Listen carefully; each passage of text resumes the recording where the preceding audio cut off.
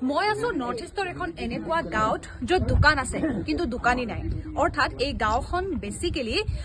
বিশ্বাসৰ ওপৰত চলে অনেষ্টিৰ ওপৰত চলে তেওঁলোকে ইজনে আনজনক ইমানেই বিশ্বাস কৰে যে ইয়াতে ঘৰতো তলা নলগায় প্লাছ ইয়াত থকা দোকানবিলাকত কোনো দোকানী নাথাকে আপুনি বস্তু ল'ব পাৰে তাতে ড্ৰপ বক্স থাকিব আপুনি পইচা দিয়ক আৰু নিজৰ বস্তু লৈ যাওক ওয়েলকাম টু খনমা ভিলেজ আৰু এইখন আছে নাগালেণ্ডত এইখনো হৈছে তেনেকুৱা দোকান য'ত কোনো দোকানী নাই আৰু এনেকৈ ইয়াতে বস্তুবিলাক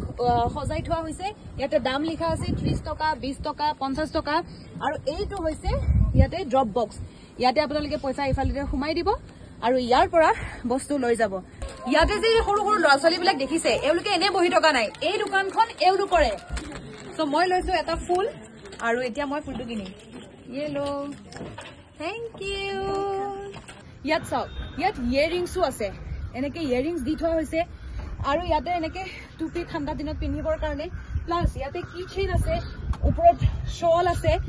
আৰু জাস্ট তেওঁলোকে বিচাৰে যে